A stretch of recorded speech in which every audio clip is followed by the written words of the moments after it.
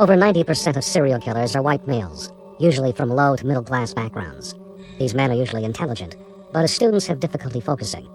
Most experience a traumatic childhood, often having been abused psychologically, physically, or sexually. Typically, they may be raised in unstable families, often with criminal psychiatric and alcoholic histories. Raised in such families, these children tend to spend much time on their own, and as a result, many practice animal cruelty at a young age.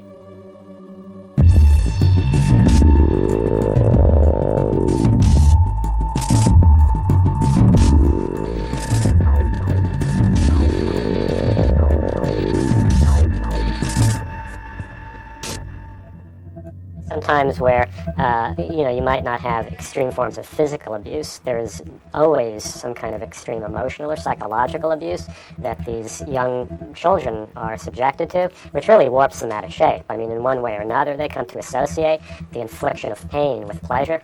For example, John Wayne Gacy had an alcoholic father who often beat him. John Sr. would frequently insult the child, practically eliminating his self-confidence, which led to later difficulties John Jr. would have with his masculinity. As an adult, John began to rape and kill, eventually burying 29 bodies in a crawl space under his house. As Gacy was quite popular in his community, his neighbors couldn't believe that John was capable of such atrocities. Most people who suffer as children grow out of it and become upstanding, decent human beings.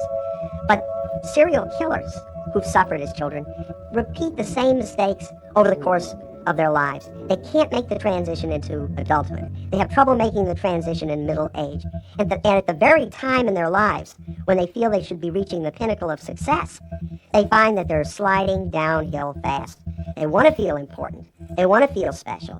They crave the sense of power and dominance and control, but they simply can't achieve it in any respectable way. And so they kill and they torture and they sodomize and dismember, and that makes them feel good about themselves. Ted Bundy was born into poverty and never knew his father. He had good grades in school, but an unmanageable temper. At the age of 16, he became a voyeur, obsessed with masturbating. Who would have known that Bundy would become a serial murderer, and yet he killed many women? Many Americans, when they think of a serial killer, will think of a glassy-eyed lunatic, a monster, someone who acts that way, someone who looks that way. And yet the typical serial killer is extraordinarily ordinary. He's a white, middle-aged man who has an insatiable appetite for power, control, and dominance. And he kills not for money or revenge, but because it makes him feel good, because he enjoys it, because he has fun with it. He likes the thrill, the excitement, the exhilaration that he gets from squeezing the last gasp of breath from his dying victim's body. He enjoys the suffering on the part of the victim, and he tries to make it slow and painful. It makes him feel superior to the extent that he makes his victim inferior. Gacy maintained a facade of respectability. He maintained a business, a family, married with several children, and that facade was sufficient to cover his tracks for many, many years. He enjoyed dressing up in a clown suit and clowning. He said the clowns can get away with murder. Eventually his life left him, his business started failing, and at that point Gacy was caught, arrested, convicted, and after, again, 3 appeals in his case, Gacy was executed.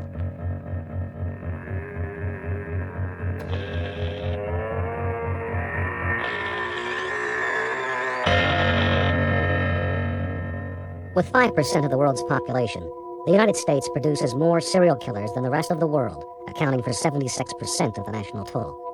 Europe produces the second most serial killers, 17%. England leads European countries, 28%, followed by Germany at 27%. California has the highest number of serial homicide cases in the United States, while New York, Texas, Illinois follow closely behind.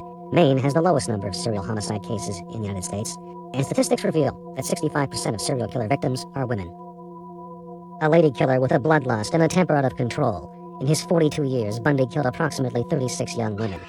No one really knows exactly how many he killed. Although once a police officer asked Bundy, in shock, how one person could kill 36 women, Bundy shook his head and said, "Add one digit to that, and you'll have it." There are at most about 200 victims of serial killers a year.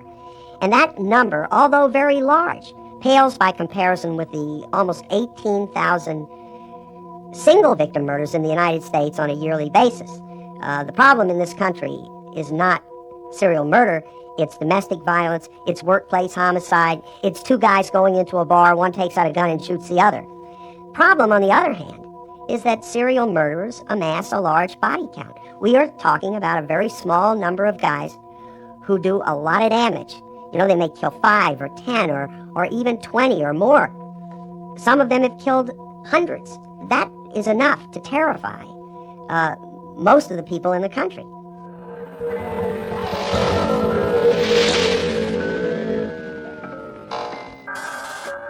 A cannibal is a person who eats human flesh. There is much discussion as to whether cannibalism is an inherent characteristic in all human beings, our animal impulses, or whether cannibalism stems only from the minds of mad beasts, such as some of the most prolific serial killers. Cannibalism is the ultimate form of aggression. There are tribes around the world who have incorporated cannibalism into warfare. So they achieve an ultimate victory not only by killing their enemy, but also by devouring his remains. Serial killers, like Andrei Chikatilo, have also incorporated sadism into their warfare. They have, in the most sadistic possible way, cannibalized their victims by eating their hearts or their eyes or their genitalia in an effort to achieve ultimate pain and suffering on the part of the victim. It's this sadistic impulse that feeds the frail and fragile ego of a serial killer who desires so much, so desperately, to achieve a sense of power over other human beings. And cannibalism is the means whereby that happens. Anthropological evidence seems to suggest that cannibalism was a kind of activity that our pre-human ancestors indulged in with a certain amount of regularity. So I think that there probably is some innate impulse towards that kind of activity. And one of the things that you see with serial killers, I believe, is that that they kind of, again, act out very, very archaic, primitive impulses that clearly still exist on some very, very deep level.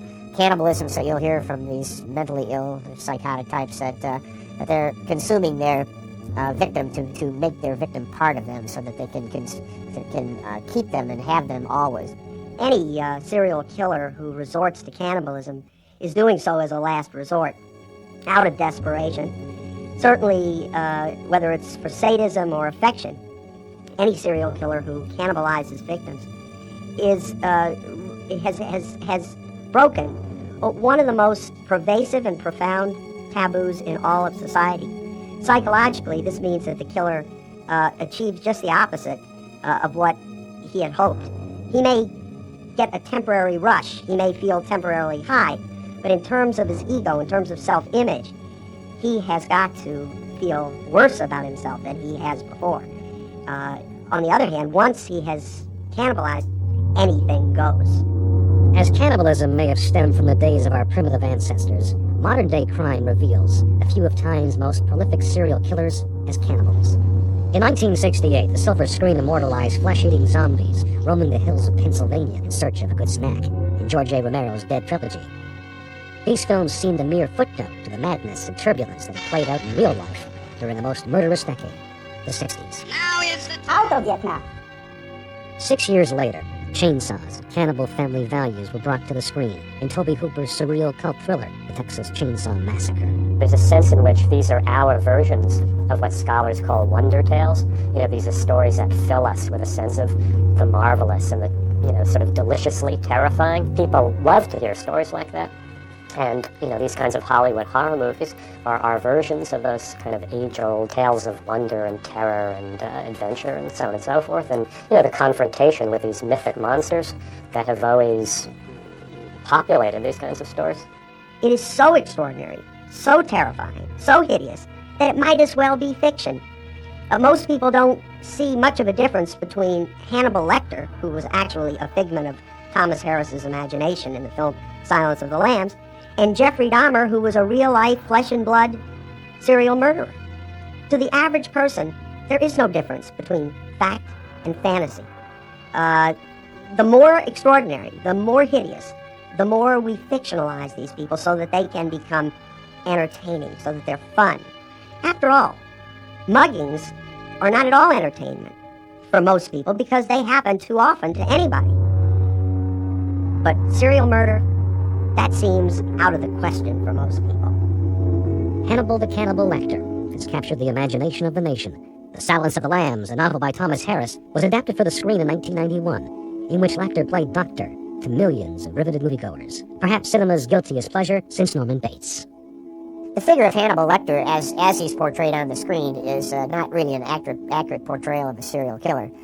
First of all, I know of no serial killer that was ever a psychiatrist. I know of some medical doctors who have taken a number of lives, but not in the perverse fashion of Hannibal Lecter. I know of no person of his caliber high up in society that was a cannibal, or who that was so well integrated into the upper levels of society, and yet at the same time such a diabolically deranged individual. And of course, what Harris did here is just combine the organized and the disorganized personalities into one mixed bag, which really doesn't exist in real life. We kind of want to believe, and I think this is the meaning of Hannibal, is that the serial killer is a kind of to some degree, a bit of a Nietzschean Superman, that he's more clever, more intelligent, more cagey than nearly anyone, except the one person who in the end, of course, will capture him. And even in the case of Hannibal, there's a certain elegance imparted to him, although in some ways it only makes him more terrifying. But it is part of the myth of the serial killer, at least as it's now being elaborated, that the serial killer is bigger than life. There's something weirdly asexual about Hannibal Lecter. His motivations don't seem to be sexual at all. His desire to kill and devour other people. That's a very, very interesting aspect of his character. He almost seems to be above that. I mean, it's another thing that makes him seem not quite human and really larger than life in some way. He doesn't seem to be at the mercy of these perverse sexual needs, whereas somebody like Fish or Dahmer or any of these people, they really, really are. Long before Hannibal Lecter, fictional cannibal, there was a man the tabloids labeled both the Gray Man and the Werewolf of Wisteria. He was a true-life cannibal, a living monster.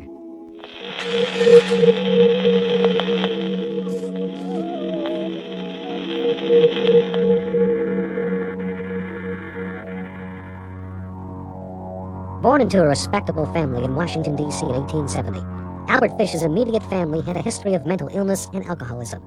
A few of his relatives had perished in mental institutions. At the age of 5, Fish's father died. His mother was forced to work and was unable to care for him, so Fish was sent to an orphanage. Here, Fish recalls, "I saw so many boys whipped, it took root in my head." Fish became a painter and decorator, eventually marrying for 20 years and fathering 6 children.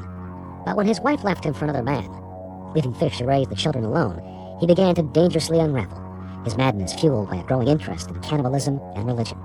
Fish began to indulge in raw meat at dinner, often serving it to his children, who would later testify he would do this on nights when the moon was full.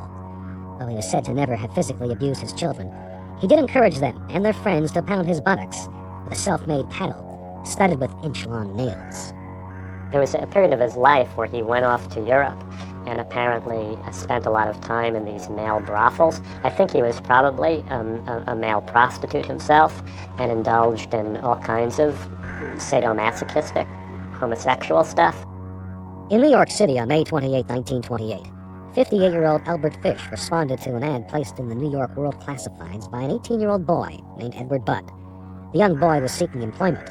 Fish, a house painter, deeply religious man, and father of 6, paid a visit to the Budd family at 406 West 15th Street. under the pretense of hiring Edward to work on his farmland upstate. On the day Fish appeared at the Budd residence for the first time, he stood bearing strawberries and pot cheese from a German deli. He appeared to be a kind, gracious man, white-haired, slightly feeble, and even genteel. Fish is regarded by many aficionados of crime as the scariest and most deranged of all American serial killers. Partly, I think it was because he seemed so benign. At the time of his arrest, he was this old, grandfatherly-looking guy. I mean, seemingly very, very benign and harmless, sort of stoop-shouldered and grizzled. But he was an incredibly demented child murderer, torturer, who had spent really his whole life preying on young children. Fish could have easily passed for someone's grandfather. But this was not your average grandfather. Edward Budd was thrilled at the prospect of summer employment with the affable old-timer, and Fish quickly earned the trust of Albert and Delia Budd. Once Fish laid eyes on 12-year-old Grace Budd, he had a diabolical change of his ghoulish heart. Enchanted by the small girl, Fish quickly switched gears and promised Edward that he would return in a few days to bring him to the farmhouse. Fish then insisted on taking Grace along to his niece's birthday party later that night. The Budds, reluctant at first, finally decided to allow Grace to go along with Fish. They would never see their daughter alive again. In 1930, Grace Budd's abduction had still gone unsolved. Over time, Fish developed an obsession with writing obscene letters to widows, responding to advertisements in both personal and matrimonial agencies. But he wasn't your average gentleman caller. Fish wasn't interested in dinner and a movie. He asked the women if they would like to beat him or join him in whipping small boys. Fish underwent psychiatric evaluations off and on throughout his lifetime. Doctors would later diagnose Fish as having an abnormal psychopathic personality, with a hint of early senility. But he wasn't considered to be insane. It would be 4 more years before the whereabouts of Grace Budd would be discovered. The case was resolved because of one last haunting letter scribed by Fish. But this letter was not intended for a lonely widower. It was sent to Albert and Delia Budd, who knew a loneliness of a much darker strain. The letter read, My dear Mrs. Budd, I called on you at 406 West 15th Street. Brought you pot cheese, strawberries. We had lunch. Grace sat in my lap and kissed me. I made up my mind to eat her, on the pretense of taking her to a party. You said yes, she could go. I took her to an empty house in Westchester I had already picked out. When we got there, I told her to remain outside. She picked wildflowers. I went upstairs and stripped all my clothes off. I knew if I did not, I would get her blood on them. When all was ready, I went to the window and called her. Then I hid in a closet until she was in the room. When she saw me all naked, she began to cry and tried to run downstairs. I grabbed her and she said she would tell her mama. First I stripped her naked. How she did kick, bite, and scratch. I choked her to death, then cut her in small pieces so I could take my meat to my rooms, cook and eat it. How sweet and tender her little ass was roasted in the oven. It took me 9 days to eat her entire body. I did not fuck her, though I could have had I wished. She died a virgin. After dismembering her body, most of which he left behind in a closet, Fish would carry a portion of flesh by train to his house in the city, where he stewed the flesh with onions and carrots, deriving sexual pleasure as he consumed her. Fish's letter from hell was unsigned, but police were able to discern the letter's distinctive stationery. At the time, Fish was living in a rooming house. Police tracked him down and arrested him. Among the materials found in his possession were old newspaper clippings about Fritz Hermann, the German vampire who had killed young men before selling their flesh in the marketplace. An outraged policeman asked Fish about his cannibalization of Grace Budd. It occurred to me, Fish replied. Fish's story, and Fish himself, seemed to be like the flesh and blood incarnation of all of these kinds of fairy tale monsters that you are so fascinated and terrified and titillated by when you're a child. It's like the witch in Hansel and Gretel or something. The seemingly harmless old person who offers you candy and then turns out to be a cannibal. So there's something very, very fascinating when you see one of these mythic monsters sort of step off the pages of the Grimm brothers and inhabit the real world. Fish was charged with the murder of Grace Budd. He also confessed to at least 100 other incidents. I've had children in every state, Fish teased. He was sentenced to die in the electric chair at Sing Sing. On January 16, 1936, Fish ate his last meals. For lunch, he had a T-bone steak. For dinner, he had a roast chicken, but he barely touched it. Later that night, after a 6-year manhunt, the state of New York finally put an end to Fish's unspeakable appetites by executing him in the electric chair. Fish had even been looking forward to his electrocution. It'll be the supreme thrill. The only one I haven't tried, he exclaimed. But even Fish's execution didn't come off easy. When he was in jail, he began complaining that he was having this difficulty sitting and so on and so forth. And when the prison physicians came to talk to him about it, he said that one form of pleasure that he got was inserting needles up between his legs into his perineum and leaving them lodged inside his lower body. And of course, nobody believed this was the case. And they x-rayed him, and in fact, they found, when the x-rays were developed, they found there were the 27 needles of varying sizes that were shoved up into his pelvic region. This was just one of many forms of incredibly masochistic behavior that Fish indulged in. You know, he was a masochist and a sadist, a classic case of someone for whom pleasure and pain are completely inseparable. During the electrocution, all of the metal in his body caused a short circuit during the first shock. It took 2 massive jolts of electricity to kill him. At age 65, Fish was the oldest man ever executed at Sing Sing. So 50 years before America's favorite cinematic carnivore, Hannibal Lecter, there was Albert Fish, house painter, father of 6, and cannibal.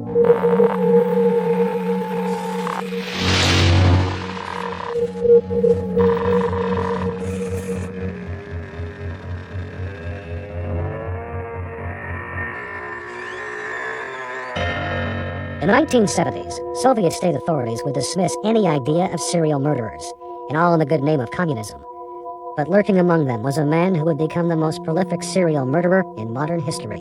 Andrei Romanovich Chikatilo was born in the Ukraine during a time of post-war famine. At the age of 5, his mother recounted that prior to his birth, his older brother had wandered too far from home and was later cannibalized by starving villagers. Chikatilo had what we would call a tough life. But by Soviet standards, there was nothing particularly tough about his life. He saw some terrible things because he lived through the period of the Nazi invasion of Ukraine. He lived in a country that was ruled by Joseph Stalin, in which tens of millions of people were being executed, sent to the Gulag, dying on the way to the Gulag, dying in the Gulag. People were dying by the millions. The Russians lost 27 million people in total in World War II. So it was a place of death and a place of war and a place of terror. But that was true for everyone.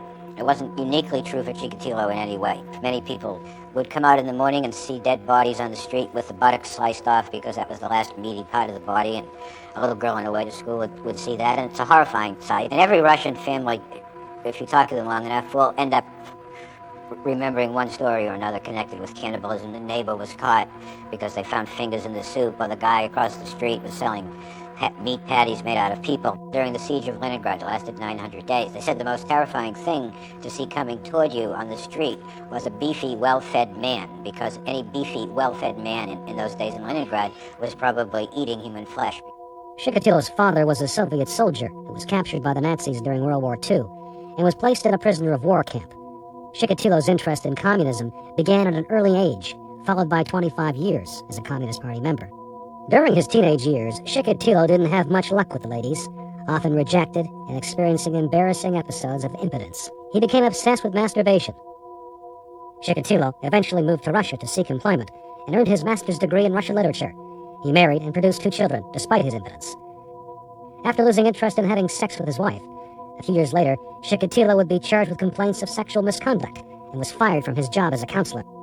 This early incident would indicate an interest in young girls and boys, not to mention disembowelment and mutilation, and a year later, he began to feed his ravenous bloodlust. The initial wounds on his victims would be frequent and shallow, and typically in this area, because at that point, Chikatilo would have had his victim on the ground, and he would be on top of the victim, having immobilized the victim in some way. And those initial wounds would be wounds of establishing dominance, not wounds that were trying to inflict pain or damage. Chikatilo moved to Rostov, where he worked as a teacher.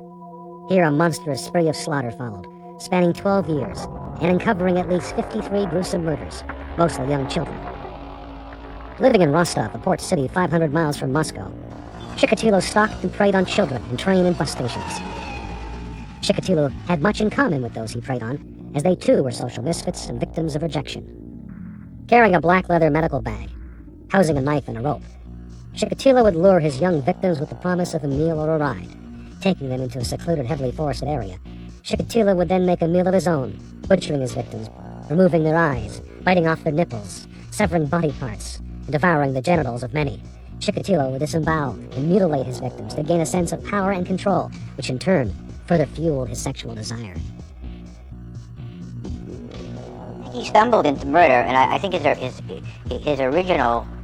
first killing was, in a sense, accidental and logical at the same time. It was accidental because he didn't bring the girl there to kill her. In a certain sense, he was so unconscious from the force of his desire at that point that he didn't realize that he was going to have to kill her. But then, when he was done with her, it was clear that he could not let her. He was sober again. He was satisfied. His lust had been satisfied. His mind had cleared, and he saw that he couldn't let the girl go. Suddenly, he was a thinking being again. And therefore, as often happens in homicides, you got to kill her. That was his only choice, or take the consequences. So that was the key moment in his whole life, and he chose to take a life.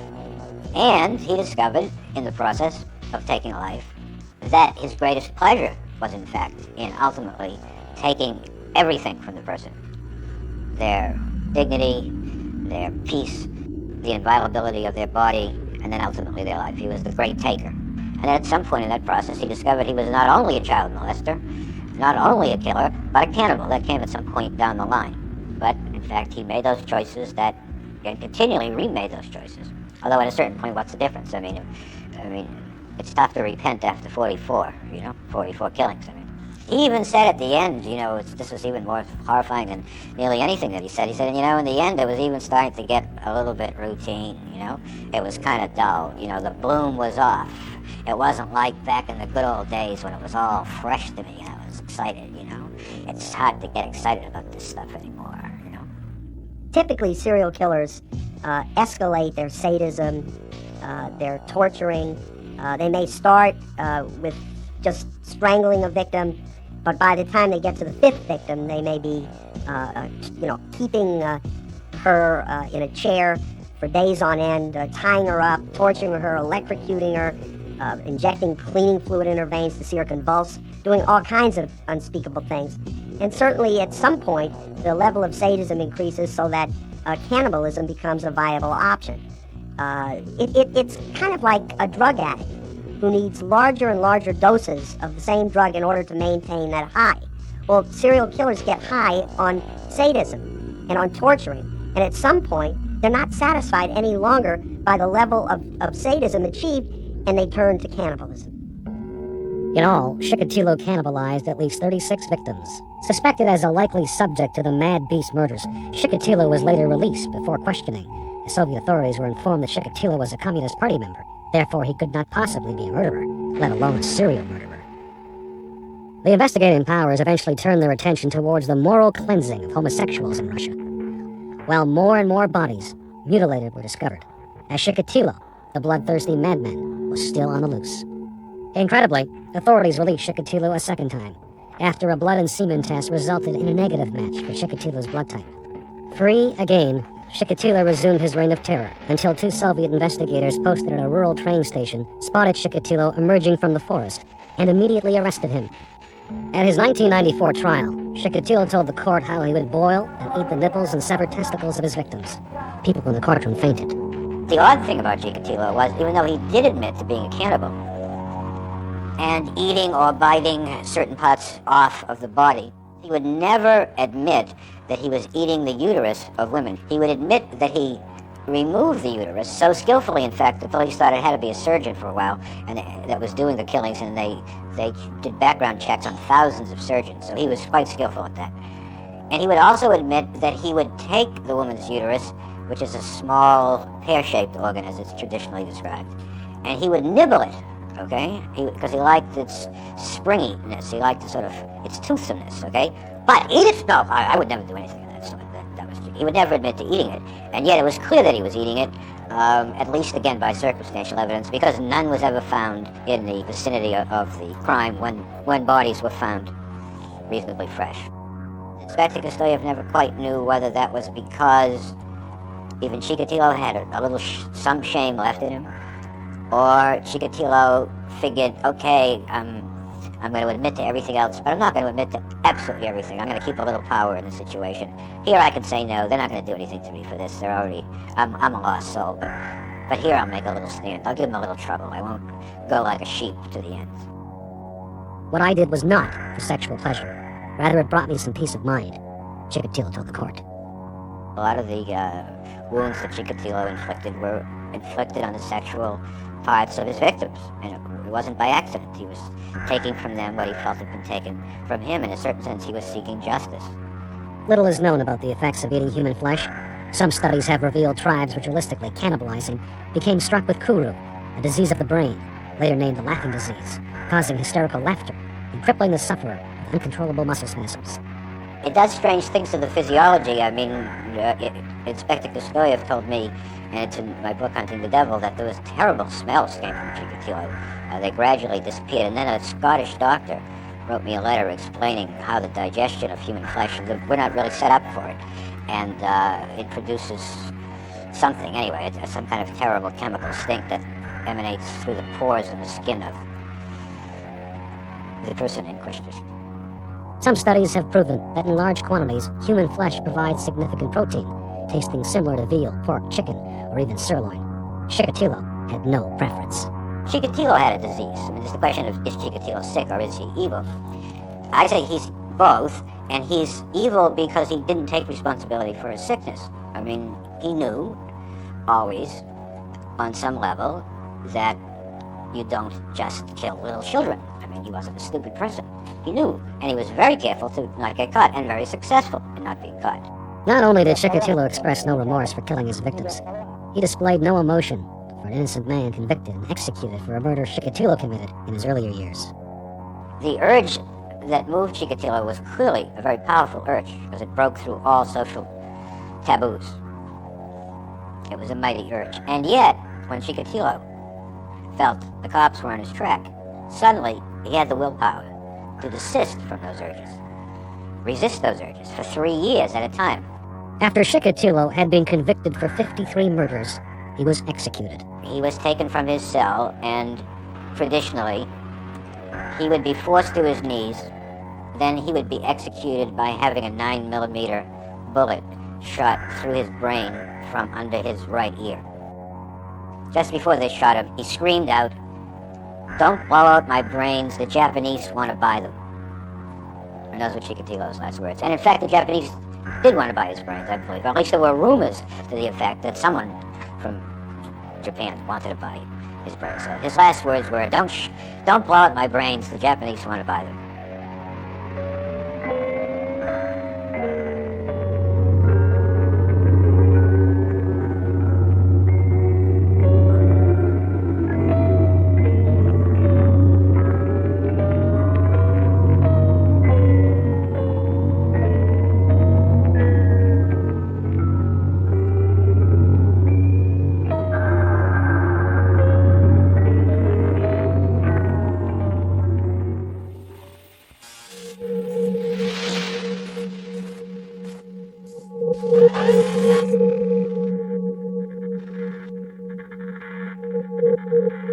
Jeffrey Dahmer was born to a kind mother and a father who held a PhD in chemistry, but spent more time in the lab than at home with his family.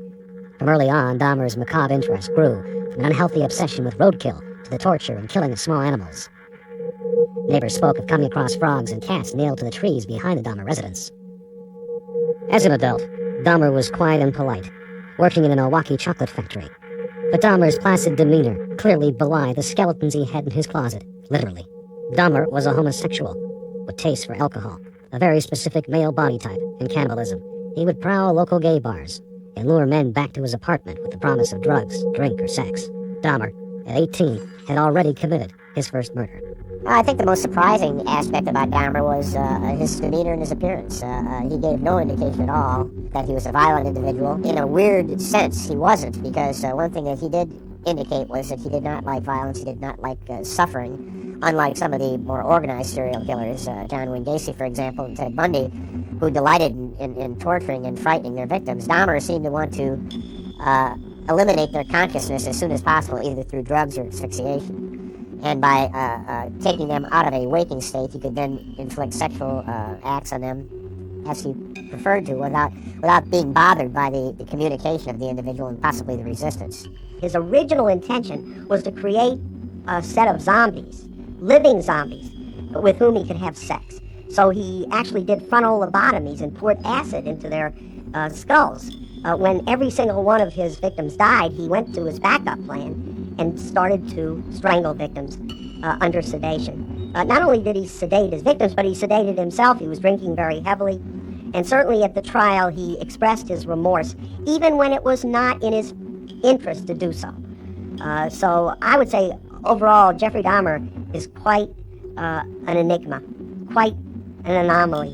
One of the few serial killers who was genuinely remorseful, who was not a sadistic guy at all, and yet committed about the most hideous acts you can think of. One of the incidences, Dahmer had gotten a young man to come to his apartment with him. It was an Asian young man. I don't know that Dahmer knew how young he was. As I recall, he was 15 or so. Dahmer, as part of this bizarre idea, determined that he would make him a sex slave and actually attempted to drill into his skull. During this process, he rendered the man apparently unconscious. Dahmer went out to get alcohol. The young man apparently regained consciousness, wandered out naked onto the street where he encountered several citizens who called police. The police came, as well as a fire truck, and as they were gathered about this young naked man, along came Dahmer. Dahmer was able to persuade the police that it was a lover of his, and the police walked Dahmer back to his apartment with this young man. Dahmer said he couldn't find his license, driver's license, but assured the police that it was a lover of his and that he was at least 18 years of age. The police believed Dahmer and left the apartment. When that came to light, then Dahmer, of course, then proceeded to kill this young man. In the apartment building, neighbors began complaining about noxious odors and the recurring use of a power saw. Dahmer would later explain that the smells were meat in his refrigerator that had spoiled, and that he was using the saw to build furniture. But what police found would tell a different story. Included amid the horrors discovered in Dahmer's apartment, 3 dissolved bodies in 5.5-gallon acid vats, 4 severed heads, skeletons in the closet, a penis in a lobster pot, a male torso partially eaten away by acid. Dahmer's refrigerator contained no food, just condiments, but his freezer did contain human lungs, livers, intestines, kidneys, and skulls, and a heart that he said he was to eat later. Dahmer's direction with cannibalism was a combination of perversity and belief of possession of victims. He wanted to consume his victims to make them part of him. At the same time, he had talked in terms of the fact that consuming his victims would make him more powerful, and would give him more potential to enter another level of existence. There seemed to be a sexual element also to Dahmer's cannibalism, and he would prepare certain parts of the body in certain ways, cooking the parts and then consuming them during acts of masturbation and in preparation for going out for another victim. So there was a sexual element also for Dahmer's cannibalism. For sadistic serial killers, the murder is a mere footnote to the torturing that is done to the victim. By contrast, Jeffrey Dahmer killed in order to maintain the relationship. He killed for company. The only relationship he seemed to be able to have, because he felt so profoundly rejected by human beings, was with corpses. And so he practiced necrophilia and cannibalism. And these were his attempts to kill for company, to maintain company, to keep his victims around so they couldn't leave the way that everyone else had always left him in the past. Dahmer is a tragic story of the impact of fantasy on the human mind. He didn't suddenly start killing people. He started with a fantasy about beating a man unconscious and having sex with him. He dwelt on that fantasy, thought about it, and the fancy moved from just that, a thought, to then a planning, and finally he undertook to do it. Jeffrey Dahmer approached him and asked him if he wanted to make some extra money. My brother went back with him to the apartment. He offered my brother a beer. He went to the refrigerator, opened up the beer, and put the sleeping portion in the beer and gave it to my brother. My brother drank the beer and passed out. While my brother was out, he was trying to do some type of experiment on him, where he drilled the hole in the temple of his head and poured some type of acid solution into the hole, trying to make him out of a zombie. It didn't work. He said my brother came to and said that he had a headache. So he gave him some more sleeping portion, and he was out again, and that's when he did whatever he did to my brother. I said if he was one of the victims, I said, where's his body at? How did he identify him? said, well, we put like 100 pictures in front of him. And he pointed to the people he had murdered. And your brother was one of them. So I said, where's his body at? And I'll never forget the way he looked, and he said, and like all the deaths were gruesome, all of them, you know, but he said, all I can tell you is that your brother's death was one of the most gruesome of them all. And I said, I know what I've been hearing for the last 12 days. What could be more gruesome than what I've already heard? Unlike Fish or Chikatilo, Dahmer did express remorse and sorrow for his monstrosities. His trial jury, however, was not feeling sympathetic. Dismissing his attorney's plea for insanity, the jury convicted Dahmer of 17 murders. He was sentenced to over 900 years in prison. Before the trial, the families were asked to identify their loved ones. Miss McCann took us all in a room, all the families, and he went down each family and told us what he did. Not really into detail, but just kind of like more or less generalization of what he did. And that's when I discovered he had cut off Eddie's head and put it in a closet for 3 days. Then he decided what he wanted to do with it. And then he decided to bake it.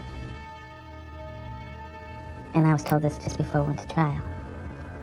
So I had this on my mind, and then he tells us not to show no emotion, no outburst, no crying. I mean, my brother's head in the closet for 3 days, and someone's going to decide what to do with him. They already decided to take his life. I had no idea they was going to allow us to make a statement, and I was so anxious, so they made me laugh. I had no idea I was going to react the way I did. Because if I had thought about it, I wouldn't have said a word, just jumped up and grabbed them, but it wouldn't have done any good. And they had already told us that if we had made any outbursts, that they would call a retrial, and I just didn't want to sit through that again.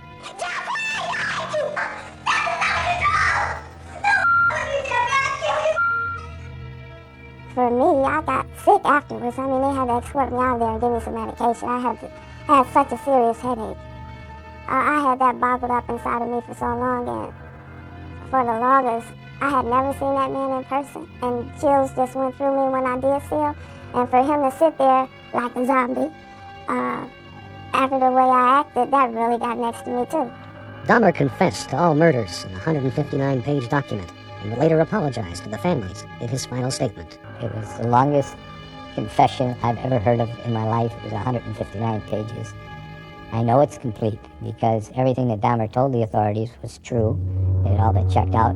I thought Jeffrey Dahmer might do well to make a statement the world wanted to hear from him. I thought the content was appropriate. They were his thoughts. It was an honest, heartfelt statement made by Jeffrey Dahmer. I feel so bad for what I did to those poor families, and I understand their rightful hate. I should have stayed with God. I tried and failed and created a Holocaust. In 1994, in a ghoulishly ironic twist, Dahmer met his demise while actually cleaning house. While mopping the floor with fellow inmate and convicted murderer Christopher Scarver, Dahmer was bludgeoned to death. Authorities found the Milwaukee Monster dead on the dial. Jeffrey Dahmer in that Wisconsin penitentiary actually got more mail than all of the other inmates combined. And, you know, there are a lot of inmates who would like to say something to the public. They want some sympathy.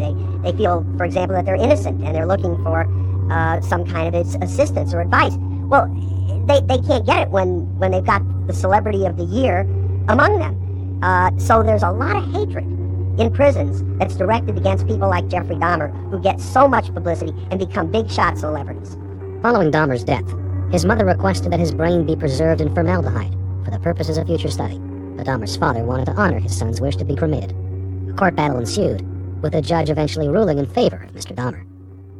If I had access to Jeff Dahmer when he was, say, a pre-adolescent, and observed some of the things that he was doing, the taking up roadkill from the side of the road, taking it to his garage, dismantling dead animals, taking their bones, cleaning their bones up with acid, and his infatuation with dead animals. I mean, I definitely would have had a clue that there was something really amiss here, and of course you could carry that on to other elements of his life that would indicate that he was on a track, a road map that would take him to violent offenses later on in life.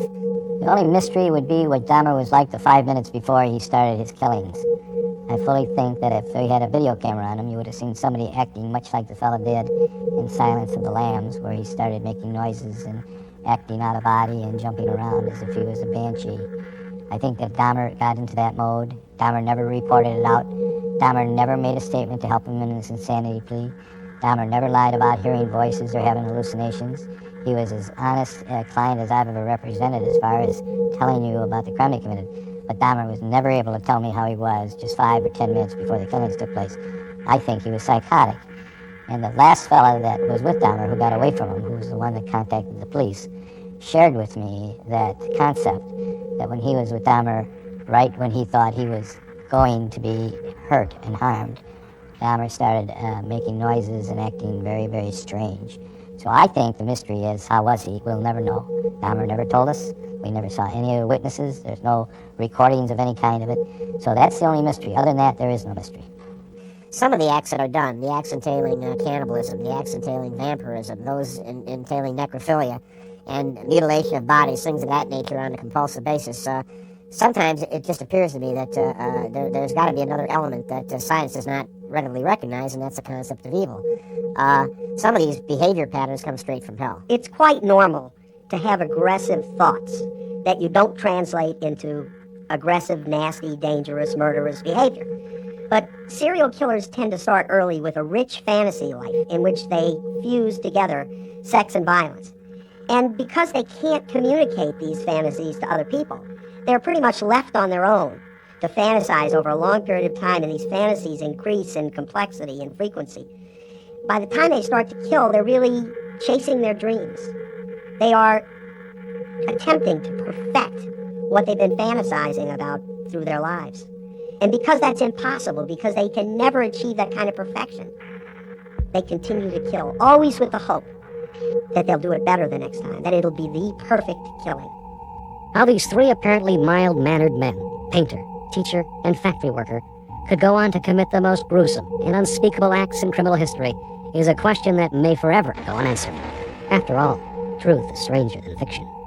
I think the whole thing with cannibalism that fascinates us when it is committed by people like Albert Fish, or in fiction by somebody like Hannibal Lecter, is not so much how evil it is, because in a way it's arguable how evil it is to eat a portion of flesh of somebody who's just tortured and killed horribly, or what is more evil, do you know what I mean? The victim is already dead. So eating the liver of the person is not necessarily more evil than having killed the person to begin with. It could be argued that cannibalism, as this ultimate form of aggression, lurks within every one of us. Not to say that we are going to literally devour our enemy or our opponent, but only that we have an aggressive part of ourselves. It's part of basic human nature. And to that extent, we are all potential cannibals. Images on a silver screen will continue to bring fiction to life, and turn fiction into reality. The character of Hannibal Lecter, the fictional cannibal, taps into something in all of us. Something which fascinates, horrifies, and ultimately bewilders us, the mind of the serial killer. But Hannibal Lecter and his real-life cannibal friends are out there, walking amongst us. Sadly enough, we may have to live for some time with the fact that we really don't understand where serial murder comes from. After all, we've only been studying it for about 20 years. It is a rare phenomenon, but it's such an enigmatic phenomenon. It's the type of thing that you could conduct training to everybody on how to behave when you're approached by a serial killer, and it's just not gonna help you one bit. So it's a fact of life. It's like an auto accident. It's like a strike of lightning out of the sky. It's something that is very unlikely to happen to you, but if it does, it's all over.